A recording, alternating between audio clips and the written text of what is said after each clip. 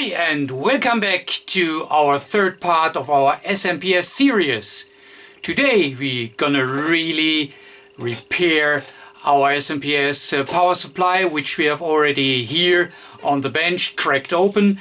And after all the theory and a little bit of experiments, we should now have really enough background information to do really the job.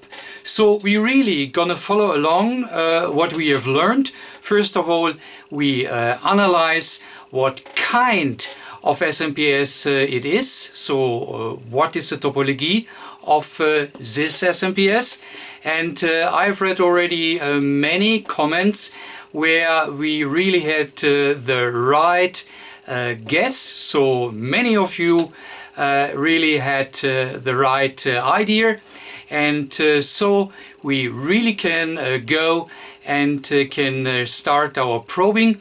There were 2 or 3 comments, I guess, where we already get a step-by-step information what to do first and then second and third, and that was also right.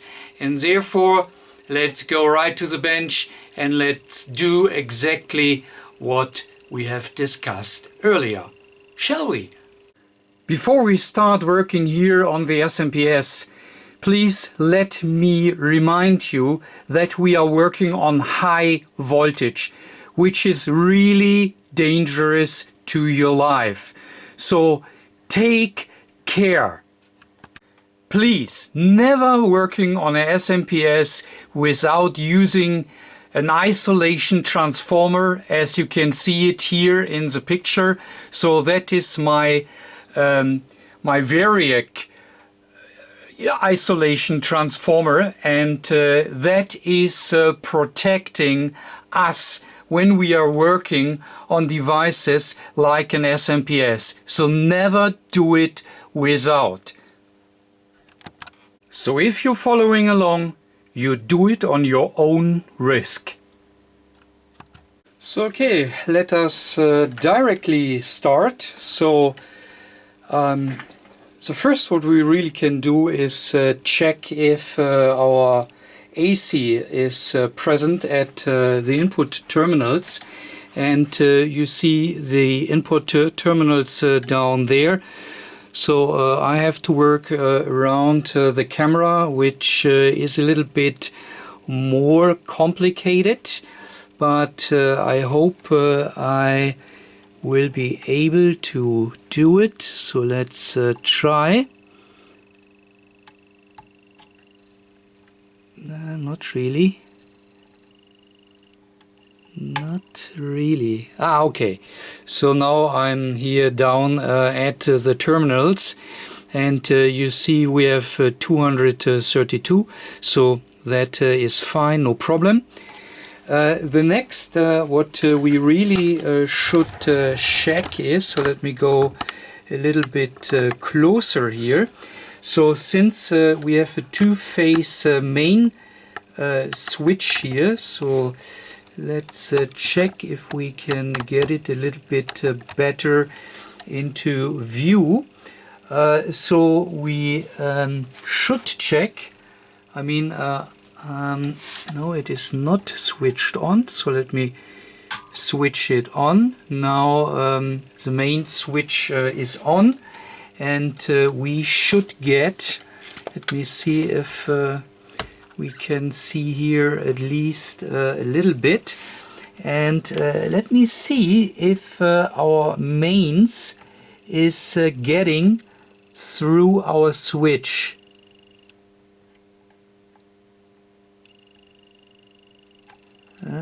Come on, what's going on here? How is it done? Let me see first. Maybe that I need to check first if how the switch is working. So let's see. Is it?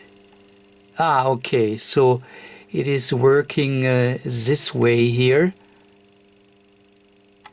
All right, got it.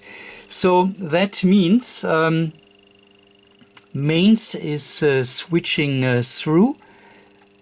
So that is a little bit funny.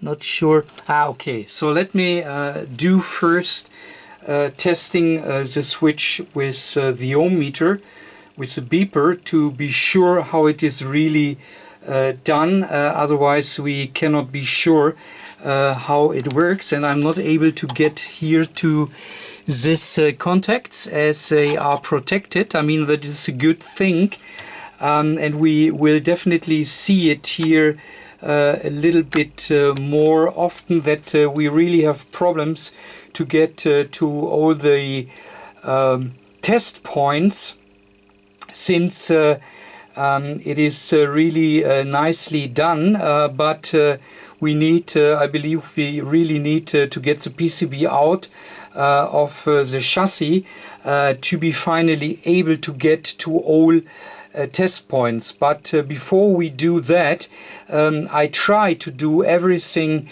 what's possible here directly with the PCB in the chassis. All right. Okay, so here we can see it. So switch is switched in.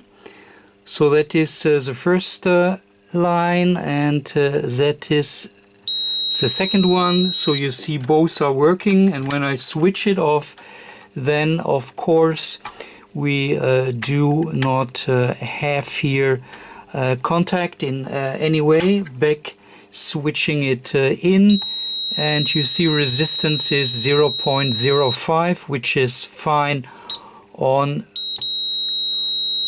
both sides. So we can say our switch is fine. That means that is definitely not the problem. And next step, we test our fuse.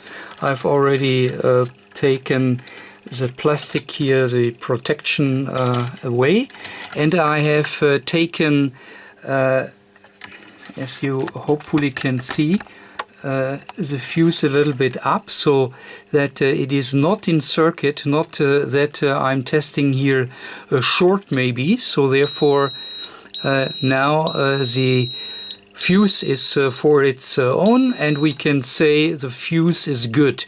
So that means that most likely our chopper transistor, or at least minimum one chopper transistor, is good, because if you know, a chopper transistor would go faulty by a short, for instance, then most likely our fuse would have been blown. So I believe, so not 100% sure, because we have not done all the testing, but I believe that our chopper transistors both are fine. Okay, so let's have a look in our schematic, and yeah, so okay, let's zoom in a little bit. We see where we are. I guess I have to go a little bit over to here. Okay, so this here is our input terminal, fine. So here is our main switch connected to, and we know our main power is star, and the switch is working as well. Then we have here our radio interference suppression, and after that next we would already see here our bridge rectifier, and then we have here C3 and C4, which is then already our DC high voltage side, and that is of course what we can measure, what we can test with our multimeter.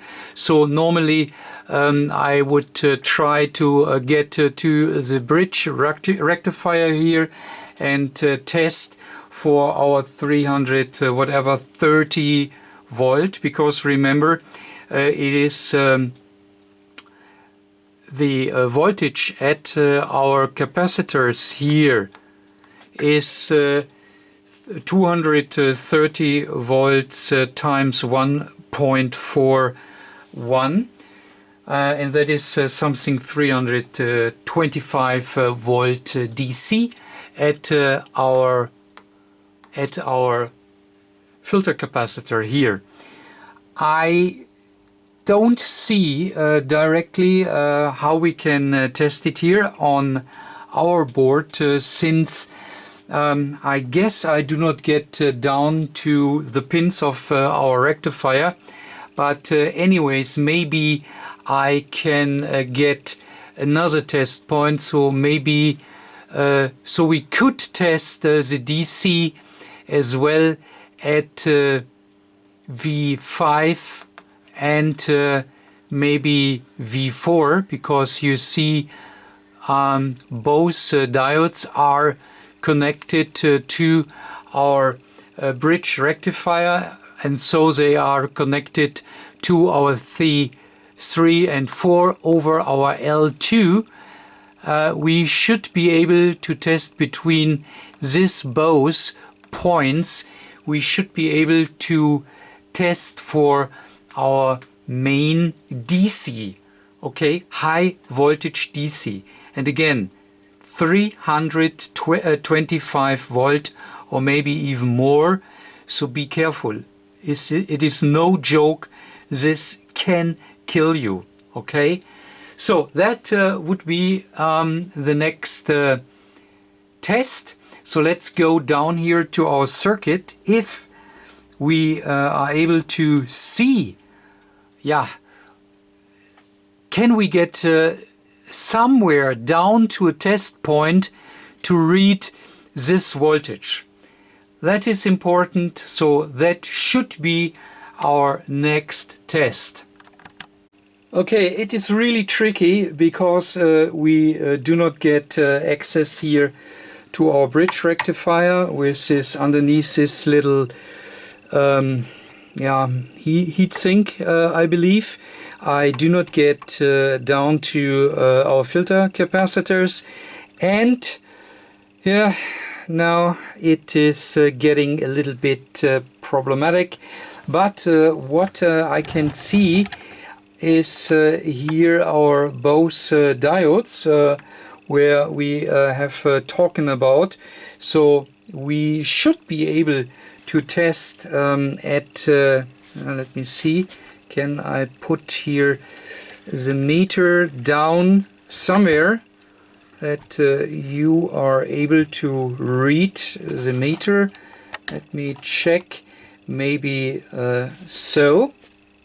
And yeah, so we are testing for our DC voltage, DC high voltage, and we said it is somewhat around 325 volt. I mean, we have of course a choke in between, so we definitely have voltage drop, but it should be over 300 volts. So let me try to go down if we can read something. So that's a little bit delicate, but that should be possible. And here we are, 317, so very, very close to 320. So we have a little voltage drop, but that is normal. So we have here our L2 in between. This is a little choke, and we have an inrush current protection also in line. So we will have a look at that as well. But what can we say so far? DC is there, no problem. So that means our fuse is fine. So that is what we have tested first. But we do not have an output. So we said we believe that our shopper transistors are fine, because otherwise bad things would have been happen already, and yeah, we would definitely see damages on the board. Not 100%, but very often you that really something happens, because 320 volt can really do a lot. So it is really main powers behind it. So that is really no joke.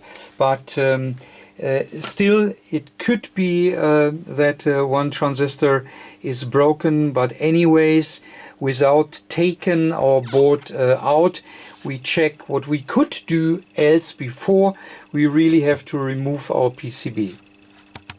But first, can we determine what kind of circuit we have? Okay, let's have a look. So we have two transistors, so that means it is definitely not a flyback converter, and we see that our transformer here do not have a third winding. So that means both circuits are out of our considerations. So we have two transistors, three. So it could be a half bridge configuration, or what could it be else? Of course, our two transistor forward converter. So let's have a look. So some of you really get a little bit confused here by this configuration, because we have two capacitors which are switched in series, and we talked about that we always have two capacitors in series, and that then it is used for the half bridge configuration, since we are working here with half voltage of our complete DC, and in this case it is a little bit different. So this series configuration has been done because of this switching here. So this power supply can be switched between 230 and 115 volt DC. So therefore you might have been a little bit confused, but I guess it is really important that that happened, because then in the future it is really easier to really find which is right.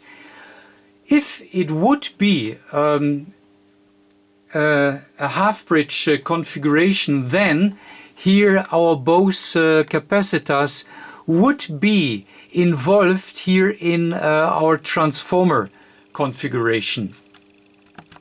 So the point is if we compare this both circuit once again, so we see the half bridge configuration always is connected in the middle of this both C's capacitors, okay, and is really involved here as we have discussed it in the switching process, where our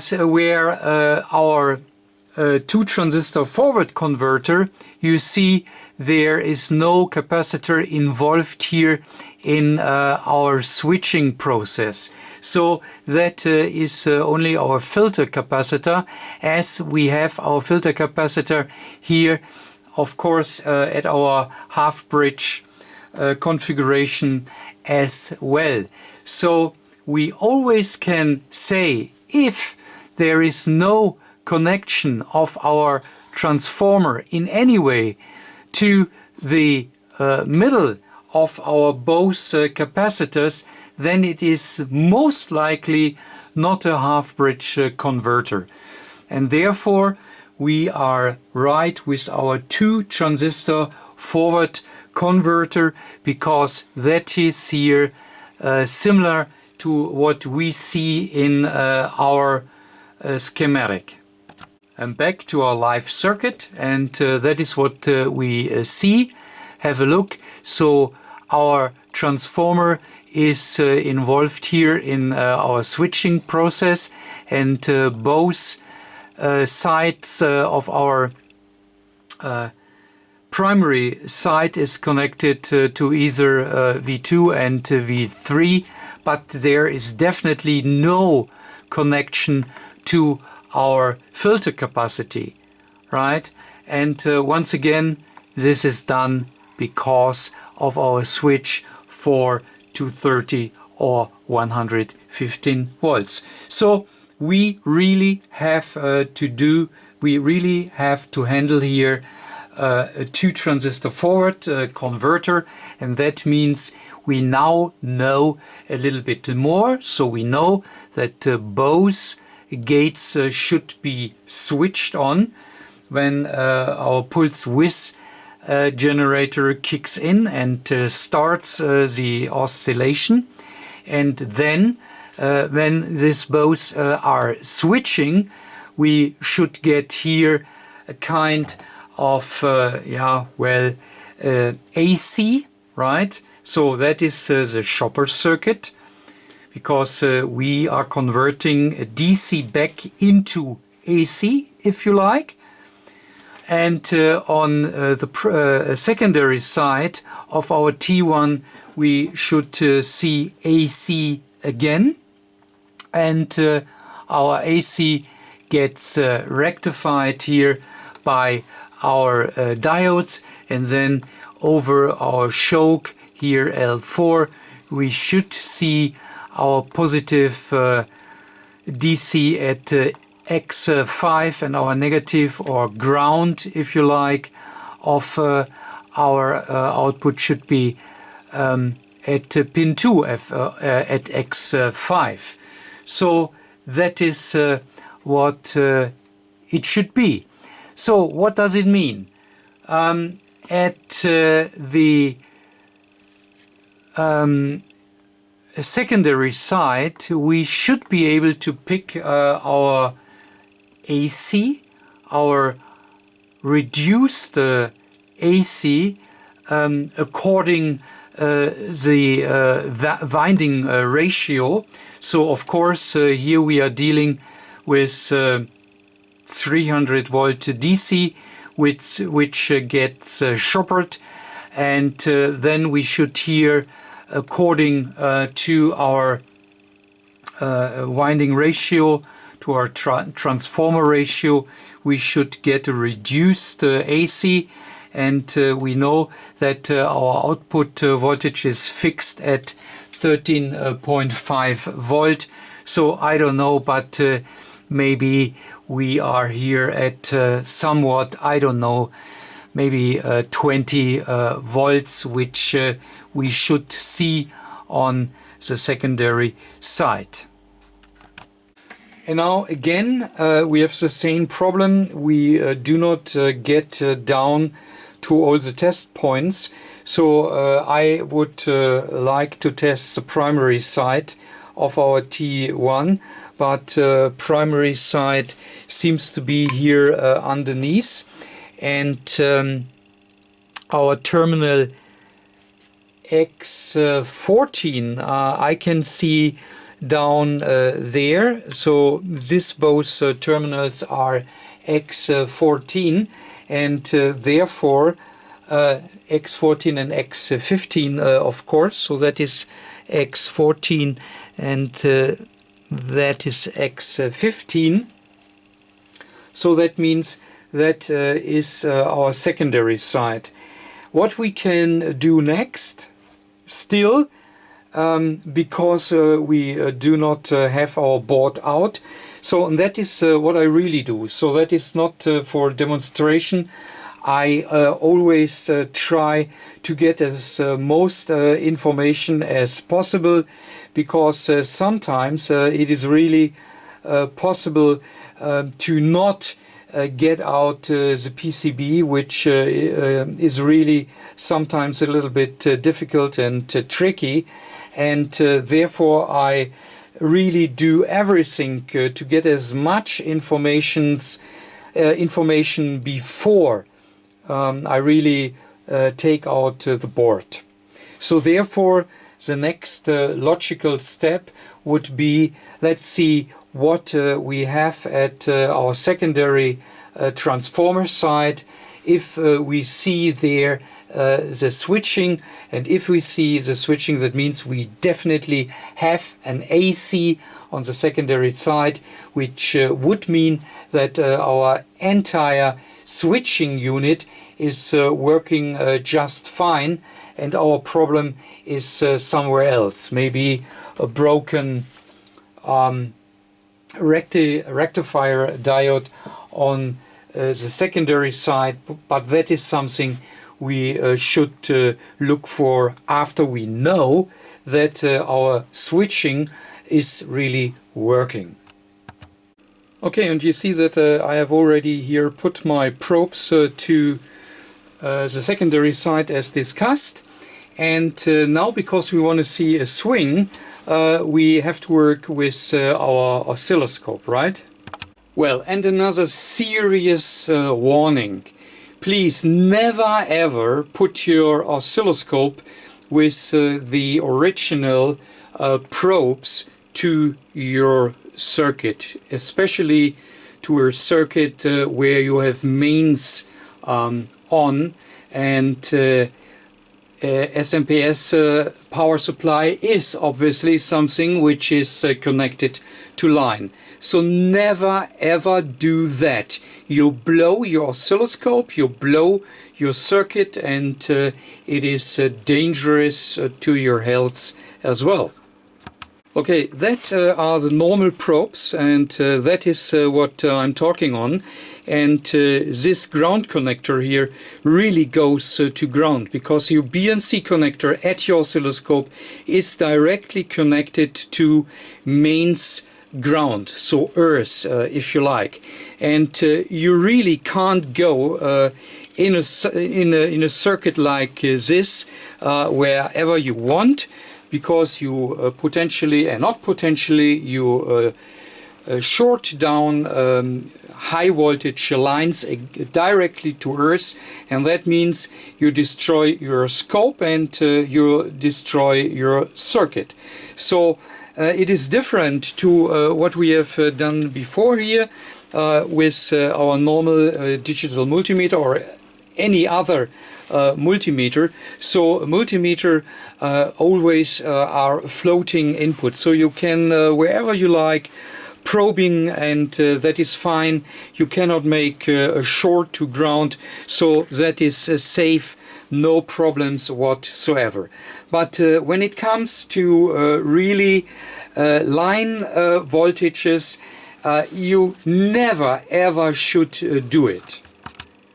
So here in my lab it is a little bit different. So my scope is connected with a second individual isolation transformer, so that my inputs are floating. So under that circumstances, with your first isolation transformer, which I put the device under test to, and of course the second isolation transformer, which is connected to my oscilloscope, makes it somewhat more safe. I mean, some people don't like to put an oscilloscope to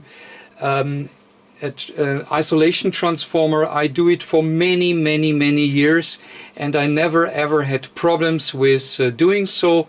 And if you have done it that way, you can potentially put your normal oscilloscope test probe to a line circuit. But you always need to think about where you go down with your probe, because still it is tricky, because also here our BNC connectors are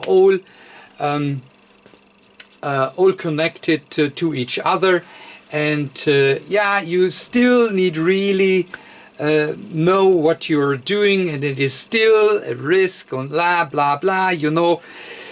Therefore, the best thing you ever can do, working really on switching mode power supplies, and even if you do it as a business and you do it very often, so then please use a differential test head. So a differential test head really prevents you for doing something wrong. With the differential test head, you can handle your oscilloscope like you use your normal multimeter. So therefore, I really highly recommend to use, you know, a differential test head.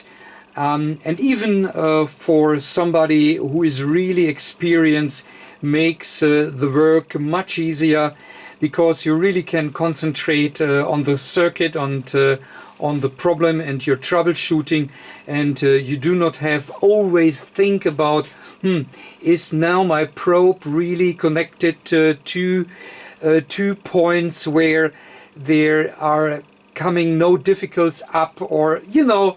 So it is much easier. I think enough warning on that.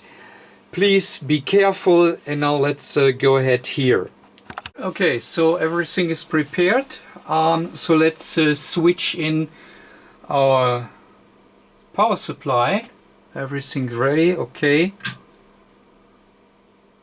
Nothing. Absolutely no out. No. Absolutely nothing. Not even a spike or something. Absolutely nothing. It looks completely dead. Okay, what would be next? I mean, no swing, but we know we have DC, our 310 something volt, so that is fine. Everything is present at the respected test points. What we still don't know is if our switching transistors, which must be this and that, I believe, are really okay. I mean, they can also have open circuit, so it must not consequently short what we have. So that can still be the case. But since we are not able to go down to the pins and can test, we really should think about what we could do next. Well, obviously the next would be to see if we have our square signal, our pulse width modulation signal at the gates of our power transistors. So here and here, of course. But since we are not able to go down to the test points, we need to do something different. I mean, we could, of course, go to T2 and test here our both pulse width modulated square waves, but same problem, we can't get to the test points. So we want to know if there is really our driving signal, our driving signals for our shopper transistors, and we are not really able to get down to the test points. So what could we do else? I mean, we have here with, can you see it? No, we have here with T3 and here another bridge rectifier, our little linear power supply, or our so-called standby power supply, if you like. So we see here a filter capacitor, and then V9 is obviously a voltage regulator.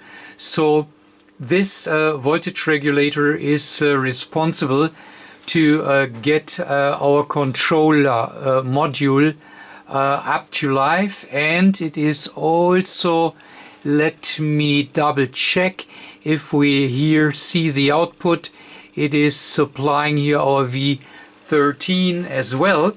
So that means we really need our V9, so that means the voltage for operating our entire controller circuit. So therefore, if we could go down somewhere here at V9, I guess that would be nice. If we could see if we have the input voltage, and you see 3 is of course ground for our V9. So we could test input against ground, and then if we can get down to the test point our output to ground, and then we would know if really our circuit is supplied with voltage, with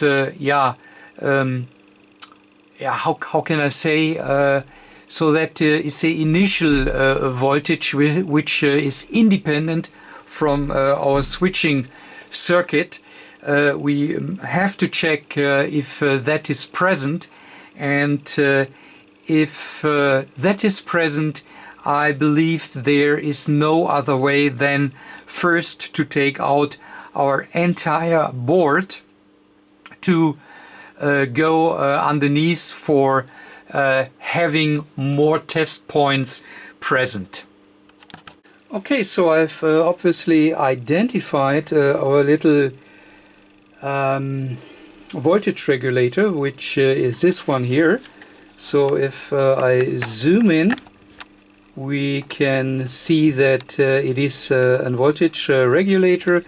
We have here our bridge rectifier, our filter capacitor, and then here that is obviously our, well, can we call it standby? No, not really.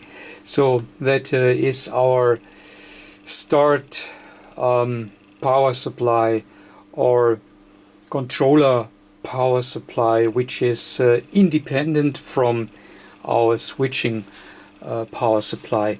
Anyways, let me try if I can go down to the to the pins to see if we have finally a voltage. So from the look of it, on this side here we should have input. In the middle is always ground, but I've connected ground already here to the terminal. So that is one ground. I mean our high current output, and of course here our driver circuit or controller circuit output, whatever you like, ground is identically.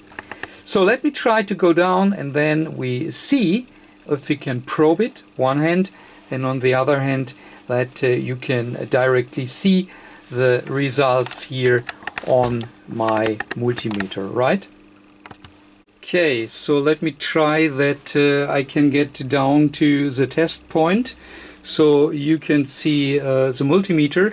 I have to work here around the camera, which is not really convenient.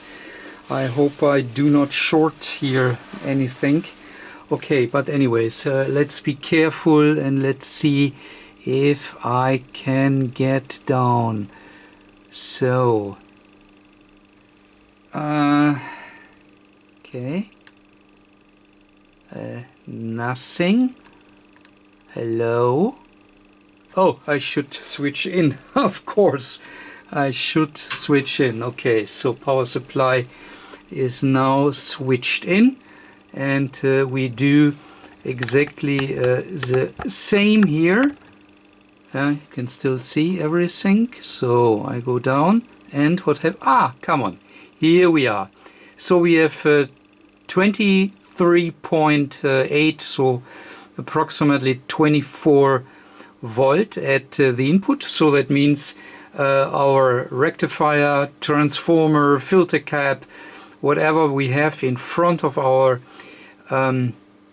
regulator is working just fine.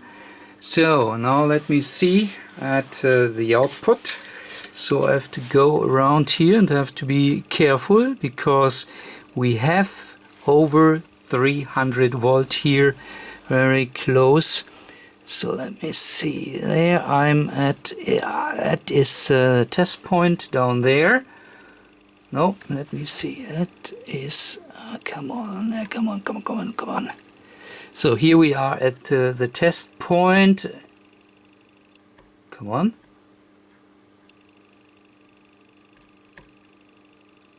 I'm really down where I have to be. Yeah, I am down at that point, and surprisingly there is no voltage.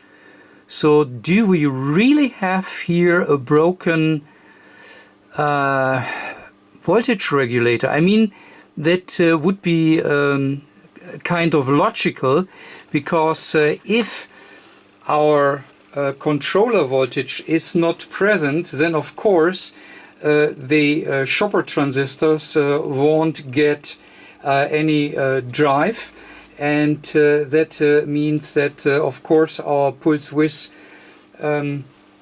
modulated signal is not present, and that would explain why our power supply is not working.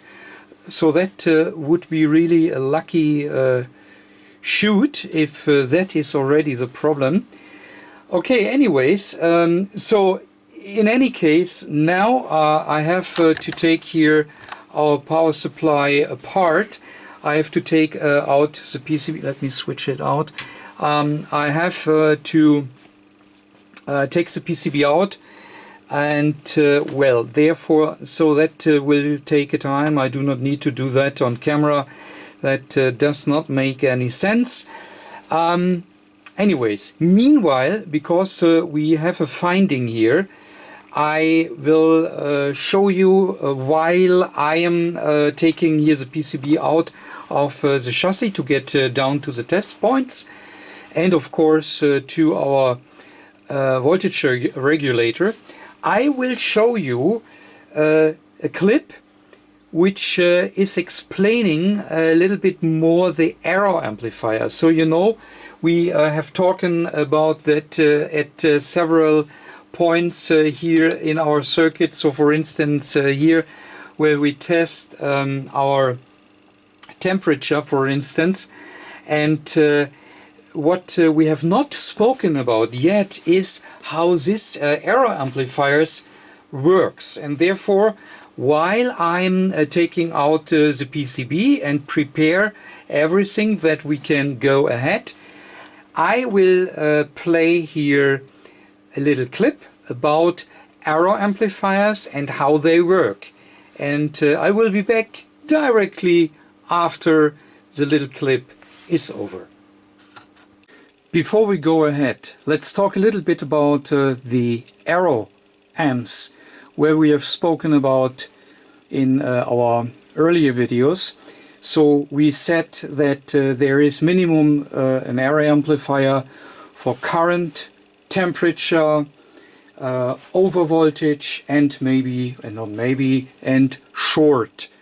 And we should get an idea what I mean when I'm talking about error amplifier. And it is at least it is an operational amplifier which is comparing two conditions, right? So what we have in front here of us, so that is a kind of temperature sensor which I have showed in our power supply here at the back of our heatsink. So that means if we get an over temperature here to our heatsink, our shopper circuit needs to get switched off, okay? And therefore an error amplifier is needed, and all are working more or less in the same way. So very often we have the error amplifiers on the main driver IC, which is on our vertical board, as we have it in our power supply, and that you get an idea what we are doing here. So as this here is a temperature sensor, I go down and heat it up, and then it will switch if it has reached the rated temperature. And this one is rated for 45 degree C. And when it switches, you will see here on the board a little LED coming up. So there is a little LED, and here on the right hand side we have our operational amplifier, which is working as a comparator, okay? And so when we now go and heat it up, so let's simply do it. So I'm heating it up.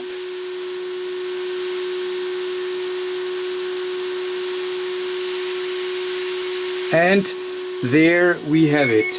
So our comparator has switched and has recognized that really there is an error because we have an over temperature and the temperature sensor has switched.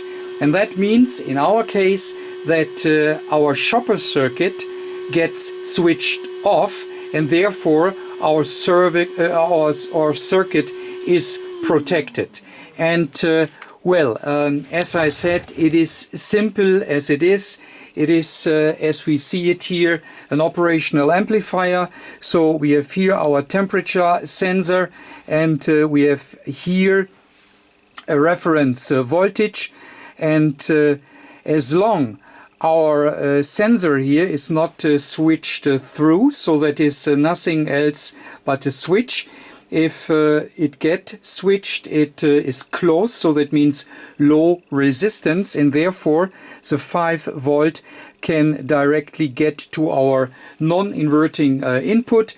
And if the 5 volt getting to our non-inverting input, because it is higher than our reference voltage of 2.5 volt, so that means that our operational amplifier is switching and will give us a positive output at its pin here.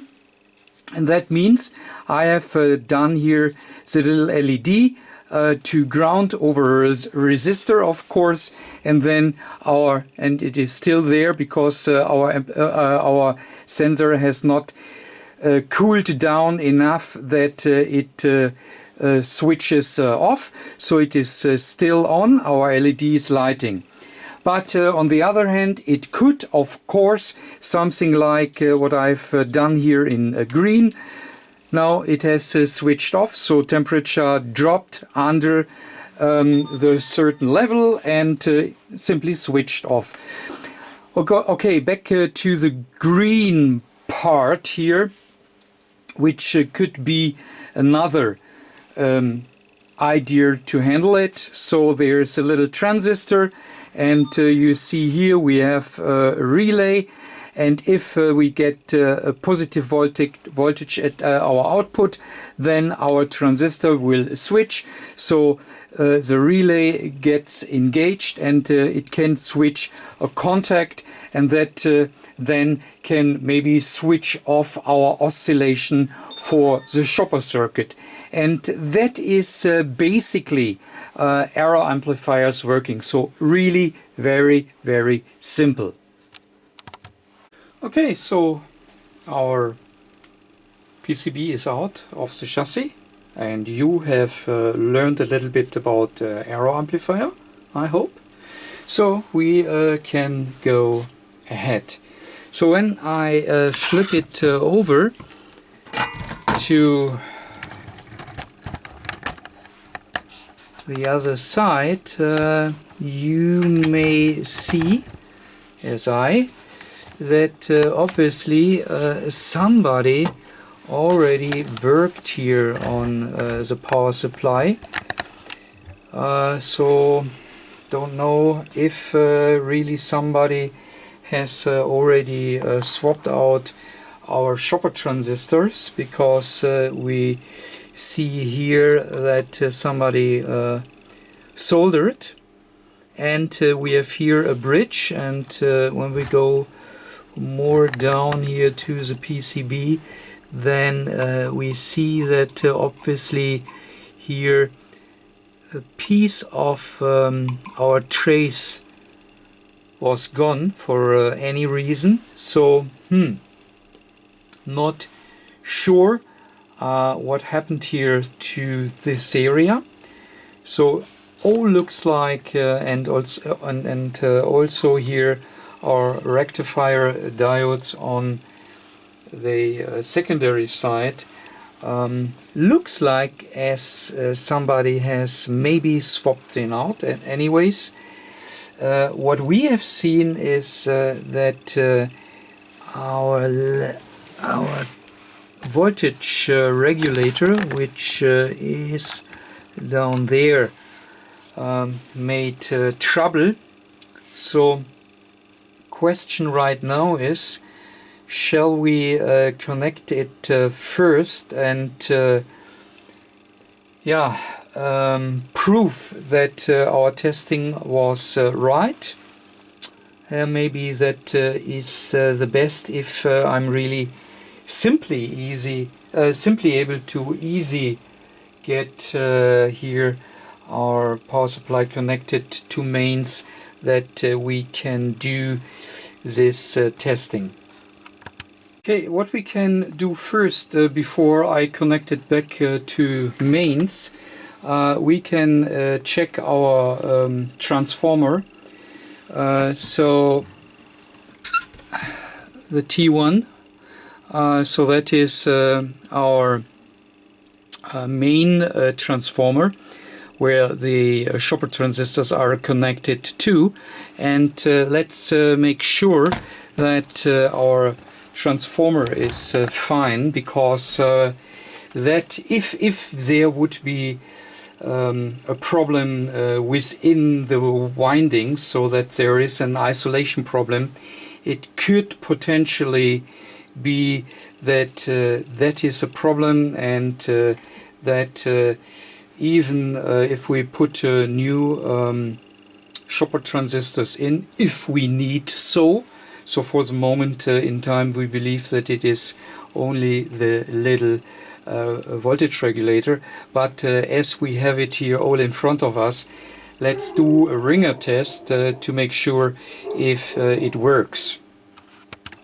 Okay, and you see my ringer tester here in front of me, so that is a do-it-yourself project. I've done it by myself.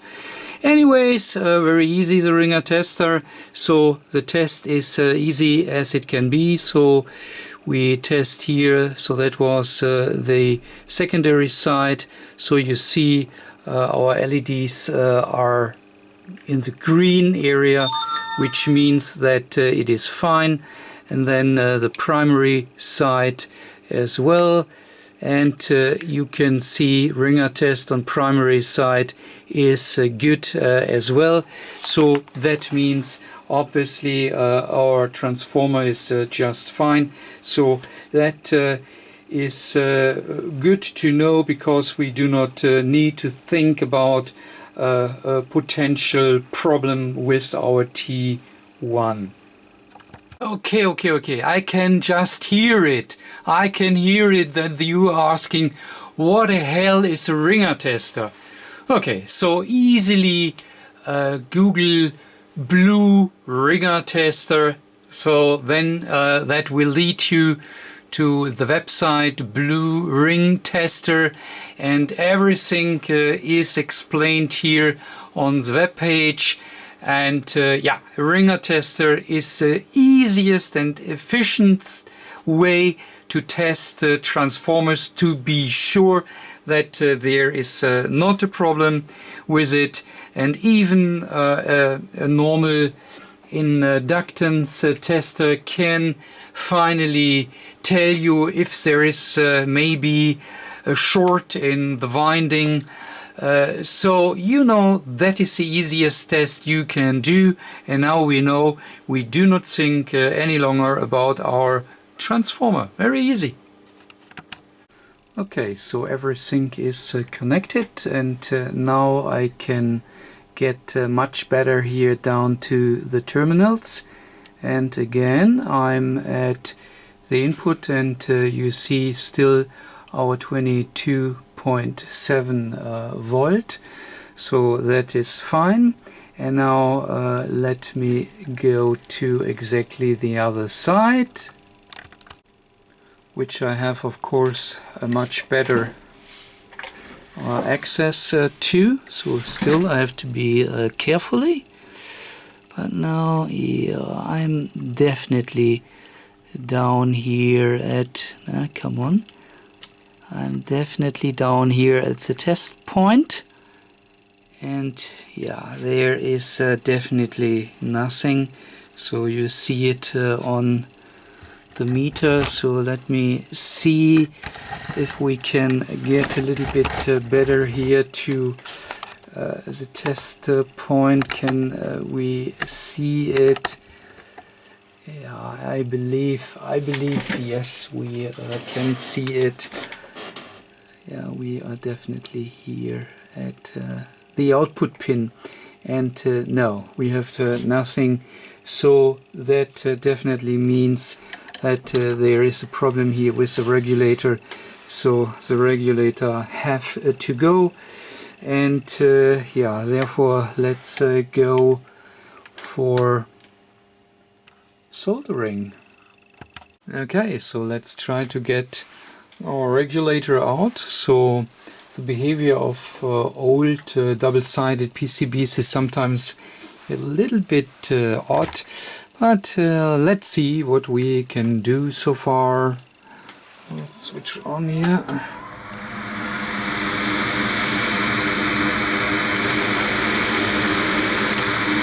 Okay.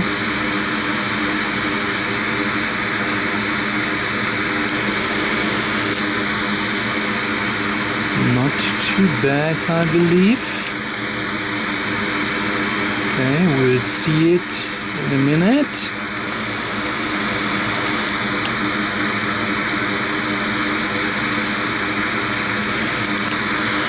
Now let's see.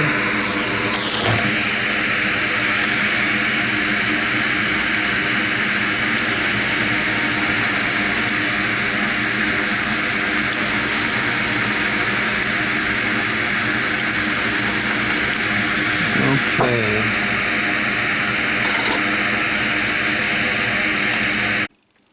Right, so let's try to get it out here. And okay, so that was pretty easy. And now, well, before I replace the old one here, let me clean here the board a little bit more. I mean, we have seen that yeah, we have seen that obviously a transistor has been swapped out before, so that is not the first time that this PCB-C services. So alright, I'm gonna clean it, then I reflow the area here a little bit, because we should not really leave it as it is. It's not quite nice, and I do it to make sure that there is no open solder joint, which we cannot really see because of the old flux we have here all wear on the board, so that is always a good idea to do so. So if I use my trusty flux off, which works quite nice, and I do it as well under switched on suction here, and you see we put quite a bit on the board, and we leave it work a little bit, and then we start cleaning it, and I will show you the result after I have reflowed it. Okay, so I believe now it is looking much better. I mean, I can't make it new, but it looks pretty decent, I guess. But what I found as well, and that seems to be logical, that we have burning marks down there, here, under this resistor. And that is obviously the MOSFET which has been swapped before. And yeah, the board, the PCB is burned in that area. What you see as well is that here this holder is a little bit not in the center, and there is another hole. There's another hole beneath. This here you can see it better. So the holder is not in the center, and you see that there is another hole obviously drilled during that repair. So I think what we see here is very important to know. So in, I would say, 90 or better 95% of all cases, if you get trouble with shopper transistors, so that means on the high DC side of our main transformer here, you see that one of these transistors, or both, or if you have a 4 transistor full bridge, that all transistors are burning out. So that means they're really going short, and then you really see bad things happen. And that is proving finally what I said before. Normally you would recognize it if something would have happened in that area, and this area seems to be fine, still fine. So now we need to take care here on our regulator. So we place a new, and then let's see if it works. Well, and for all of you who are interested in seeing how we can do a short test on the shopper transistor so easily, we go between drain and source, and you see in diode mode. So both transistors do not have really here a short, and that is the important thing. Even from gate to source, there is no short. Alright, so here we have our diodes, so that are the rectifier diodes on the secondary side. So the behavior here are a little bit different. So you see building up the capacitor on the secondary side, but you see it is not a short. So that is how you can see if there is a short. If there would be a short, you have directly a beep. So that is how we can do that here. It is obviously fine, no problem. Okay, so let's take our regulator taken off here from our heatsink, and here it is. So we clean it, and I've recognized that I have exactly the same new one, so that is the same manufacturer, and it is L7812CV, so from ST, which is here exactly the same component. So it is a 100% fit. So let me clean it, let me put the new one on, and then we put it back on the PCB. Okay, some new thermal compound, and we can put it in here, and put the screw back to it, and then it should work. So that is all a little bit funny here around the camera, but yeah, okay, it seems to work. Very nice. So we should really put it with a little force, that we really have a good contact to finally the metal, that the heat really gets good and easily transferred into our heatsink at least. Okay, so now we put it back here. So very important here, of course, is that we put first here our screw back to the heatsink, that it is really in place. Not sure if I can make it happen here around the camera, but I try my best.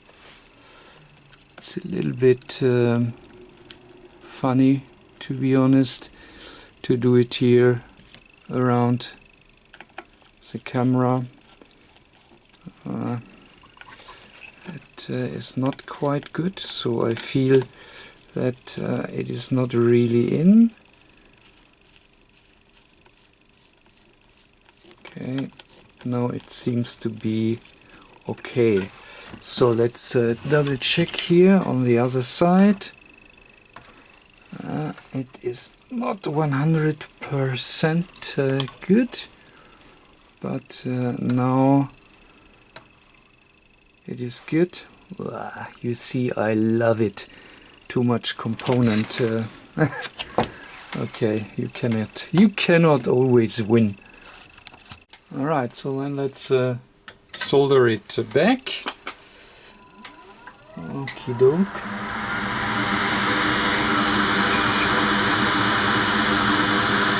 Okay. We always have to think about the fact that it is a double-sided PCB. So we need to do the solder joints here very carefully. So it is different to only having one-sided PCB. So it is completely different, the feeling, if you never have done it.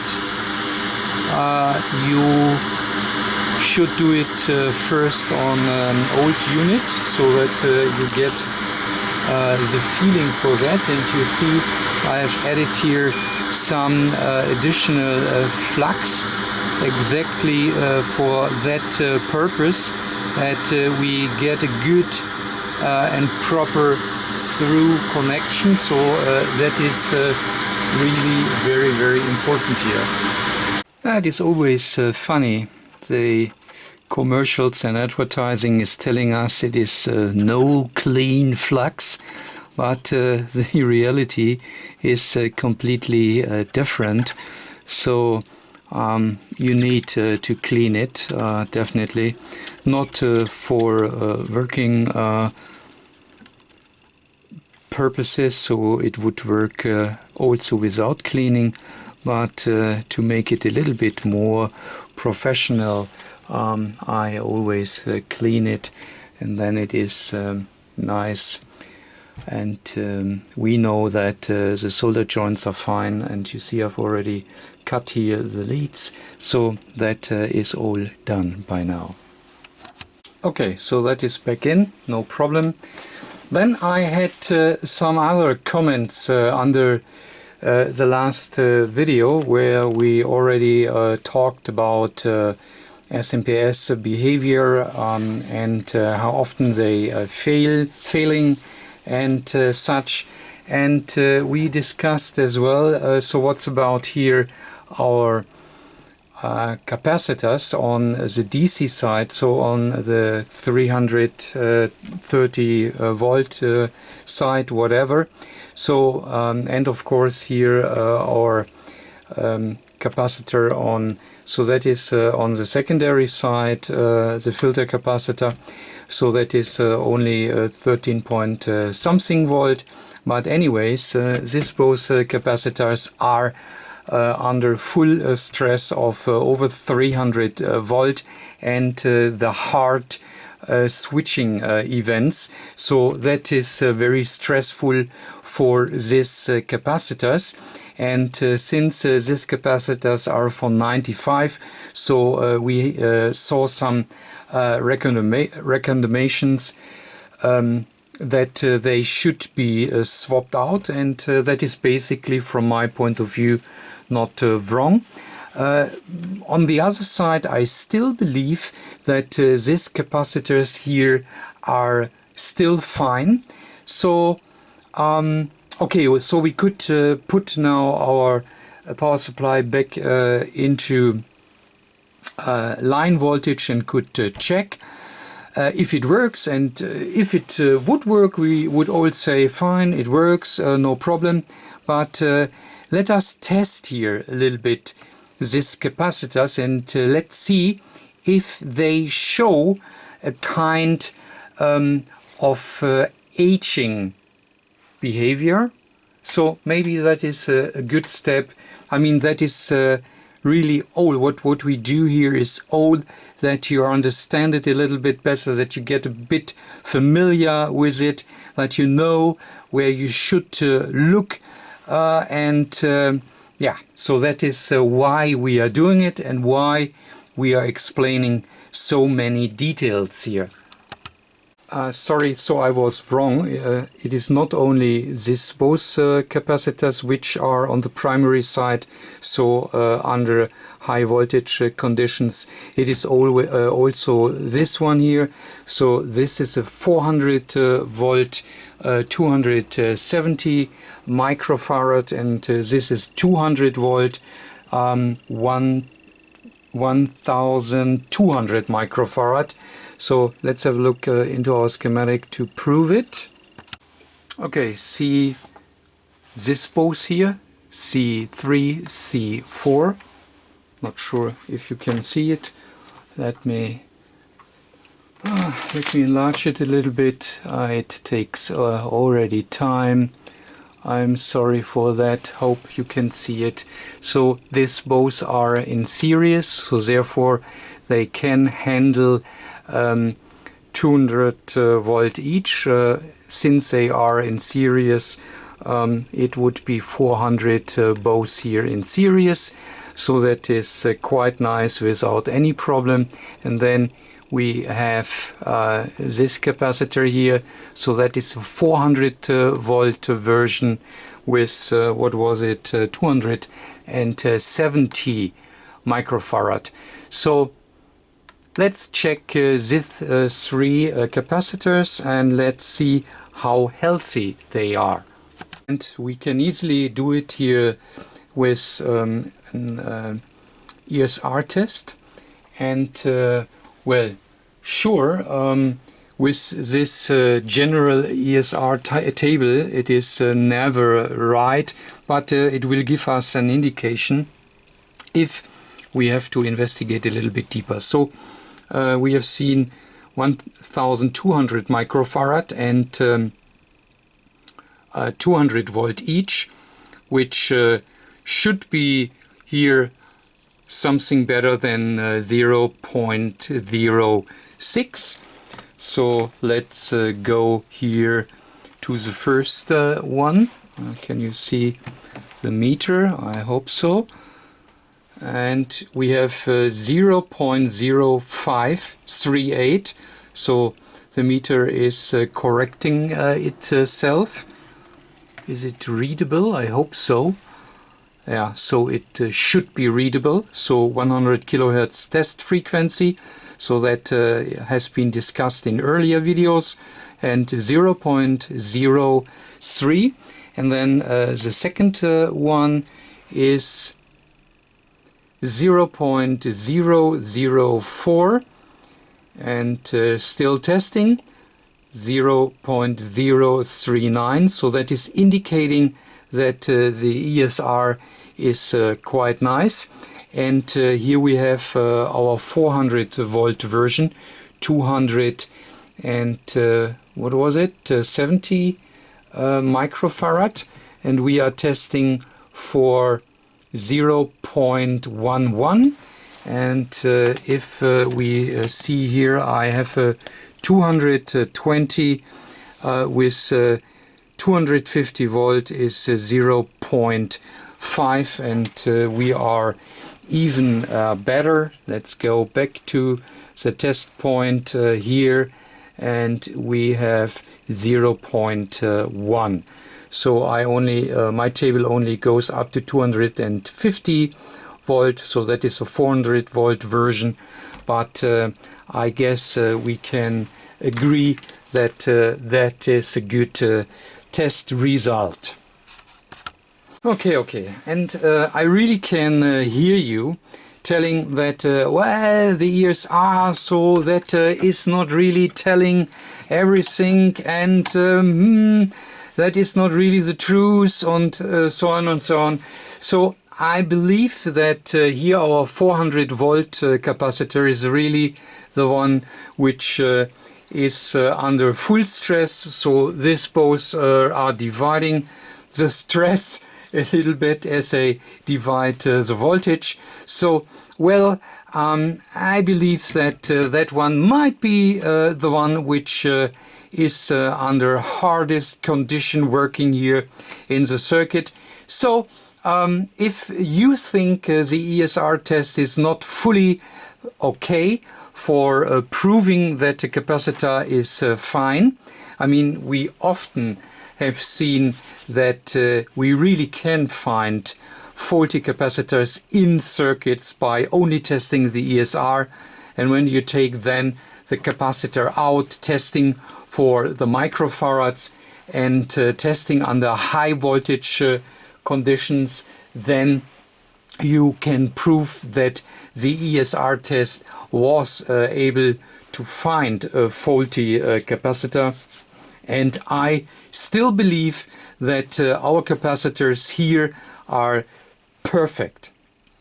But anyways, let us take the 400 volt capacitor out and let it run through a complete capacitor analysis, and we go along with the entire testing and analysis when I have got it out. Okay, so indicate always where your plus side of the capacitor is, and then let's try to get it out here.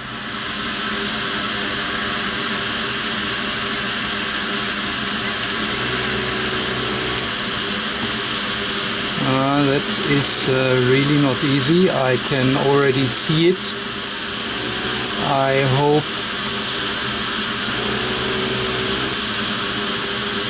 that it is really a good idea.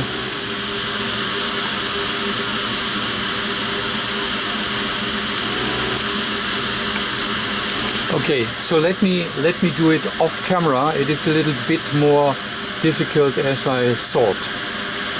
Okay, so our capacitor is out, and now let's check it here completely. 400 volt, 270 microfarad.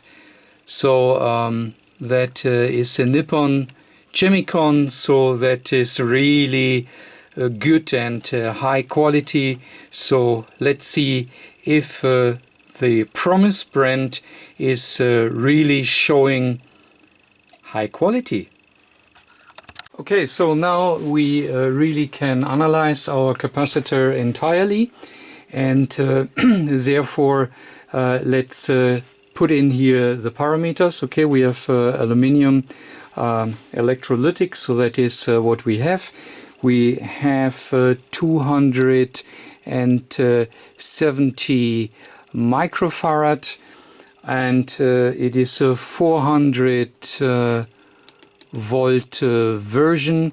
So that is that we really can put 400 volt on our capacitor to test it under real conditions.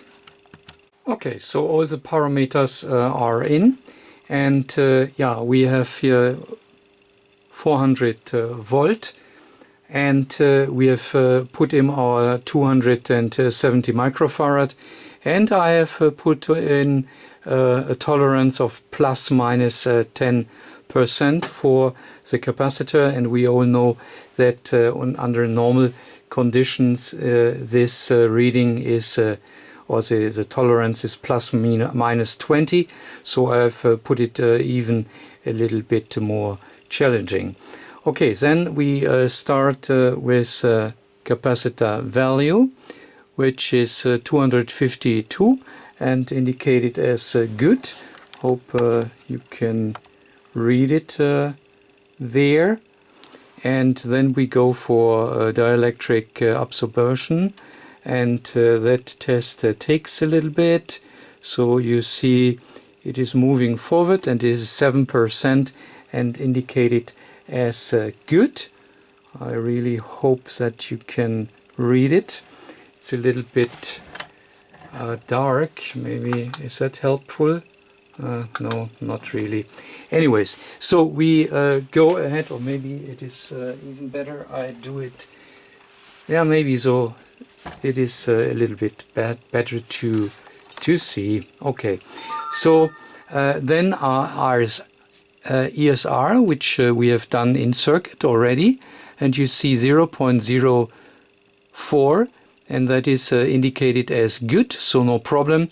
And now the test leakage current, which is really the current which is DC leakage through the capacitor. We know that normally a capacitor shouldn't have any DC current flow through it, and if it is too high, then that is the indication for a faulty capacitor. And therefore, if we do it under 400 volt real conditions, that is really a stressful test, you can believe that. So let's see what we get.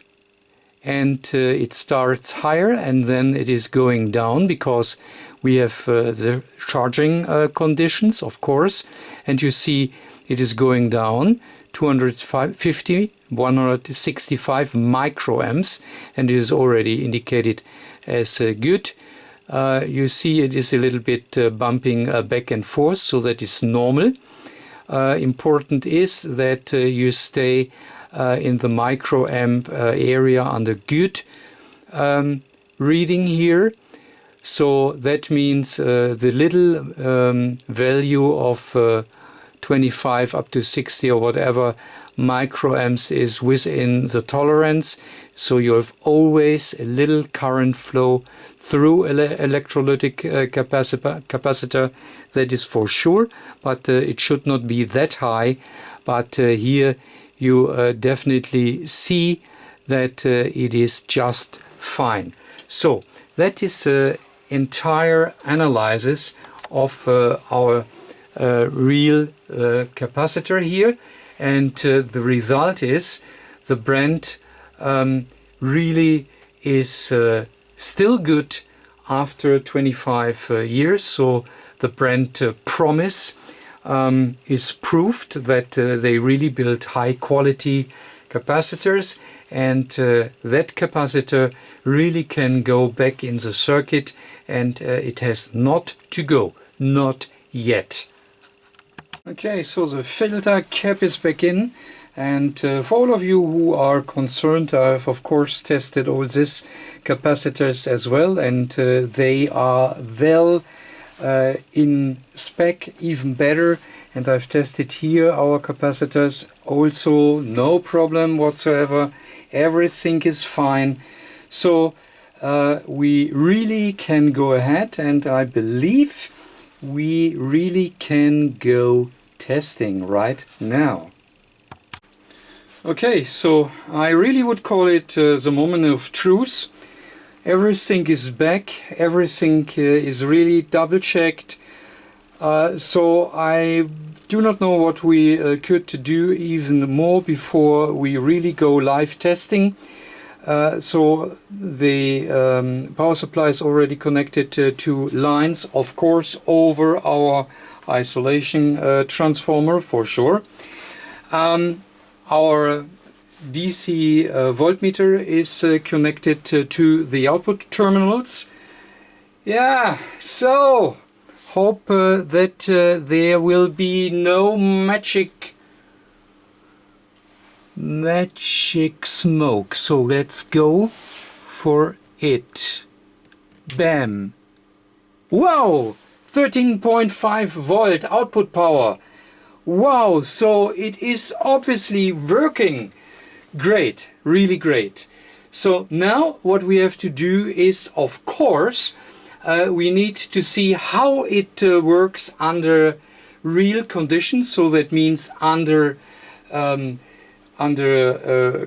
current, which will get loaded, or we load the power supply with a resistor, with a electronic resistor, with an electronic load, to see if the output power is collapsing on it. Oh my goodness, that was a sentence. Oh my gosh. Okay, so let's go over to our electronic load. Okay, here's our electronic load, and it is indicating the same what we see on our DMM.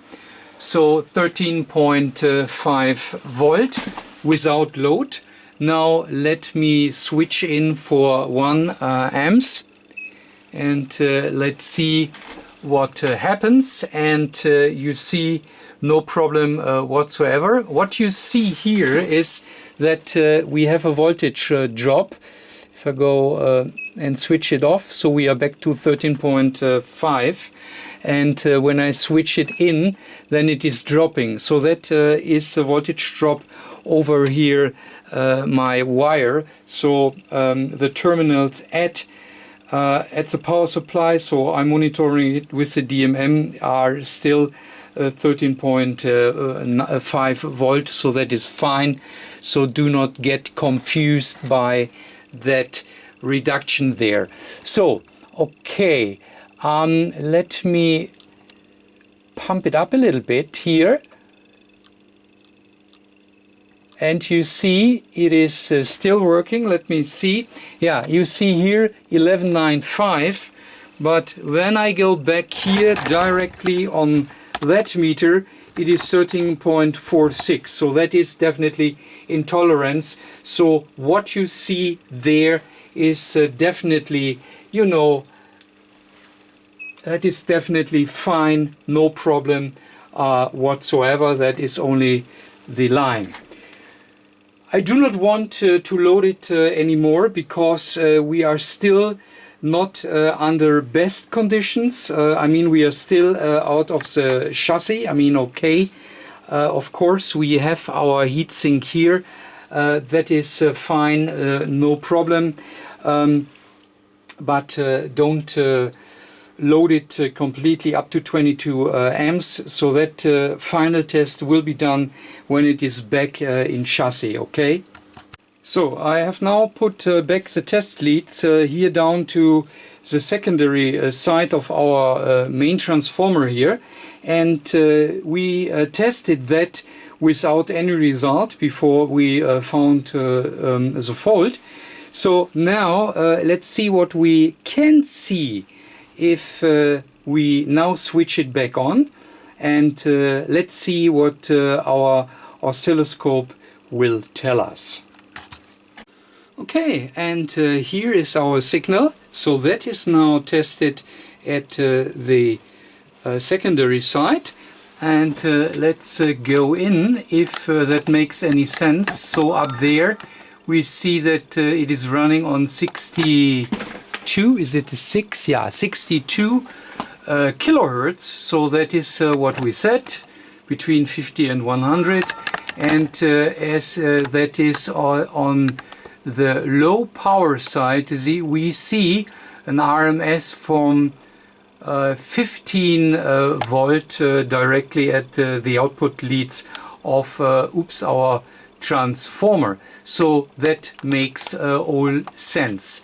So now let me load it with 1 amps, and yeah, so that is very nice. So we definitely see what's happening here. I can load it even a little bit more, and what you already can see without load, there is the pulse width is very narrow. So normally I've switched it the wrong way around, so we have to invert it, because that is a transistor switching. If it is switching in, you of course see it going down here, and that then is the transformer here. And now when we load it, you directly see, so that is with 1 amp, so you directly see that we really get a wider pulse, and that is 1 amp, and that is 2 amp, and 1 amp, 2 amp, 1 amp, 2 amp, and you directly see that it is definitely changing here, and that is already, we can already see here at that test terminals, we can see that somehow our pulse width modulator is working fine. So you only need one test point to be able to check for the controller circuit, and of course for that the shopper circuit itself is working, and that is what we can prove here.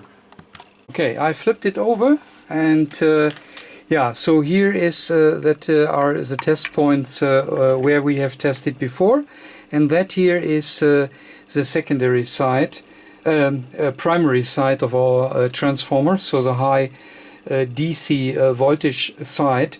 And yeah, let us test once again. So it is already live, so we have to be careful.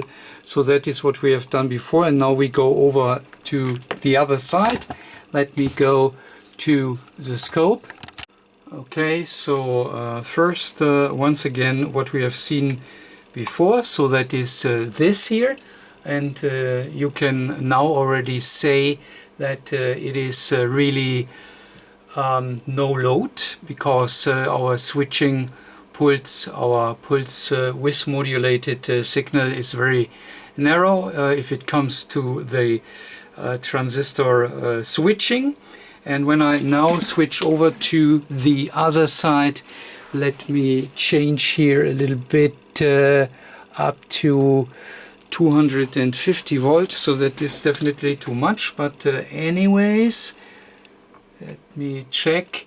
We can go, it's a little bit not convenient to go here around the camera, but anyways, so here we are now on the other side, and you see we have a peak of 400 volt. Don't know if you can read it. Let me go a little bit closer. Okay, so let's go down there, and you can see it. We have VPP 400. I can't even read it really from the position I'm sitting here. 400 volt peak, and it is 107 volt RMS. And you can see also the switching frequency, which is 62. Okay, so let me try if I can go over to my electronic load and switch in the load. And here again we have exactly what we have discussed, and you see that our pulse width modulator is changing depending on the power. So that is 3 amps, 2 amps, 1 amp and now back to 0. So we can really nicely go into the circuit and see what the signals are. Okay, so we have tested on the high voltage side. So that means we have tested here at T1 at the terminals, and we know that we have here really the switching, so we have seen it, and we have tested on the secondary side, the low voltage side if you like, and we have seen as well the switching. And whoa, what's that? Whoa, it was gone to sleep. Okay, and we have tested here, of course, our signal as well. And now what we else want to see is here our driver circuit. So what is coming from our control board? Do we really see you know, our pulse width modulator? And therefore we go down here and check what we can find there. Okay, so let's start. I go down here to the test points, which are here, and yeah, very nice. I hope you can read the frequency, which is 60.1 kilohertz, and yeah, I have to hold here, of course, the probes in place, which is, to be honest, a little bit difficult, but I hope that it works that way. So without any load, and you see it is more or less only a spike. Okay, and now let me switch in here the load, and now you see we have already a more wider pulse. And now let me go up with the load, so more current will flow, and you see exactly what I've told you. As more power I request here from my power supply, so wider you see that the pulses are getting. And if I go back down, you see it really becomes more and more narrow. And that is how you really can check the driving pulses on your board. And yeah, therefore that is really a lot what you can test. And I really would wonder if you do not find a problem with knowing how to probe and what to probe. I mean, it should be clear, if we do not have our driving pulses for the shopper circuit, then of course we need to go down here to this little vertical board. So I think, as far as I can see it here, let me check if I can bring it somehow into the picture.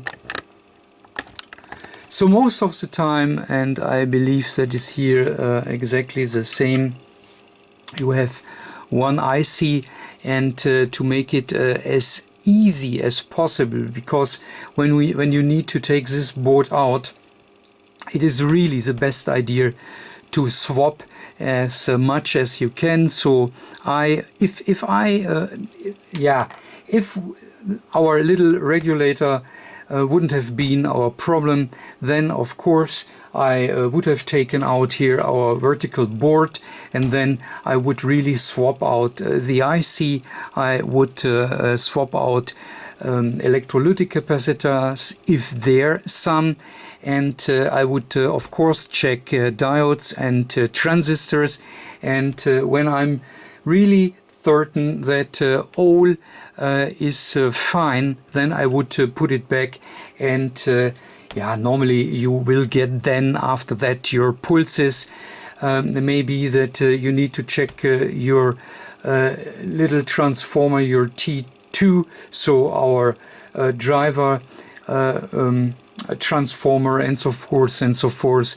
But you see that under these conditions you will be able to find the fault. I mean, at any time when we need to go down to the vertical PCB here, it is critical, because you can take it out maybe 1 or 2 times and then you are going to destroy your board. So therefore, do not try to put it back and out and back and out.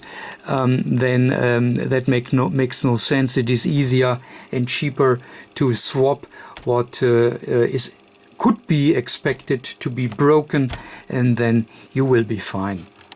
Okay, now next step is I put it back into the chassis, and then we will do our final test under full load condition. So we want to know, of course, if we load it with 22 amps, is it still stable or would it collapse? So that will be then our last test, and yeah, we'll be back if I have here the PCB back in the chassis. Alright, so we are ready for final testing, and you see that the chassis has its PCB back, and well, you see we have our green LED back, which was not lightning, and that is clear. And we see that the output power is at 13.5 volt. So everything is nice, and the power supply is not loaded yet. Interesting to see, and that is something what I want to show you as well, is the power factor. Well, and here is my power analyzer telling something.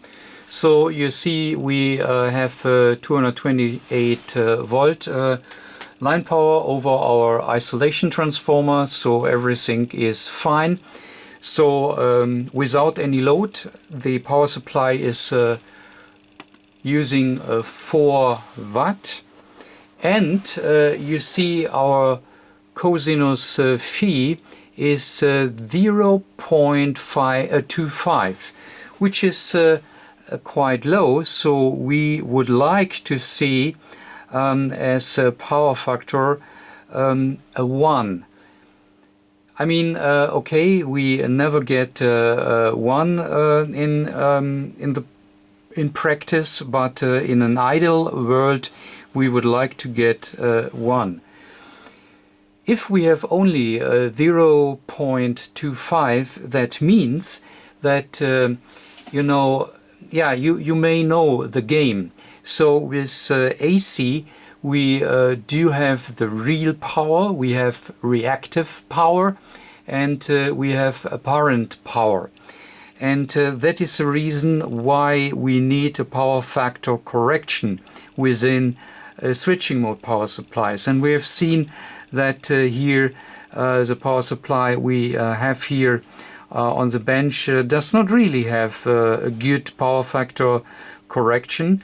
So there is a radio interference reduction implemented, but no real power factor correction. And if it is only very yeah, bad built, let me call it that way, but there is no real power factor correction here. Anyways, if we have such a low cosinus phi as we can see it here, we have to expect that our power supply will show up a very high apparent power. And when I switch here in and let's display our apparent power, which is displayed in VA, you see it is almost 16 VA, watt. VA is watt, but since it is not real power, we display it as VA, okay? 16 watt, let me call it that way, that everyone gets a better understanding, is quite a lot if you remember that our real power is only 4 watt. So that means that the reactive part of our triangle is really high, and that is not good. So normally we really would expect to have a real power of maybe 4 watt, so that is what we see, and we would like to see in an idle world a reactive power of almost 0, and that is not given here. Maybe if you see that here, it might be better to understand our apparent power, our reactive power, and our real power. And we only need a power factor correction because we have to reduce this part of the 3 components, if we like to call it that way. So we really would like to have in an idle world a reactive part of almost 0. And that is not given here, so that is a reason why we have almost 16 watt VA, so that is better for the apparent power. And that means that our reactive power has to be almost the same as our real power, and that is no good. So that is something what you know, our line supply company wouldn't like to accept. So therefore normally we have a power factor correction with which is then electronically reducing here our reactive part of this triangle. Okay, so that is only a short introducing to that additional issue which we have with SMPS, so very important part as well. Okay, but as I told you, this bad figures are only present without any load. So then the power factor is really bad. But when we only load 1 amps, you see it is getting better, and with 2 amps, 3 amps, 4 amps, it is getting better. So you see under real load condition the behavior is really much better. So now you see, if I go over to VA, you see, okay, we have 99.8 VA, our apparent power, but on the other hand, our power factor really here improved a lot anyways. So now let's go and load our power supply as we discussed it before. Okay, and you see our power supply is already running here with 1 amp as load, and you see here that is the preset, and that is a real value which is drawn by our power supply. Another way around, so our load is of course pulling the current, so that is loading our power supply, and so 1 amp are really now either delivered by our power supply or pulled by our electronic load.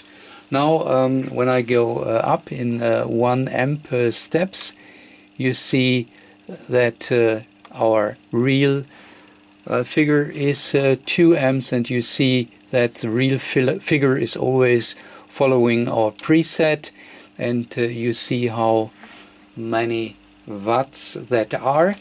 And yeah, so let's go up, and you see up to now it is nicely delivering what we expect.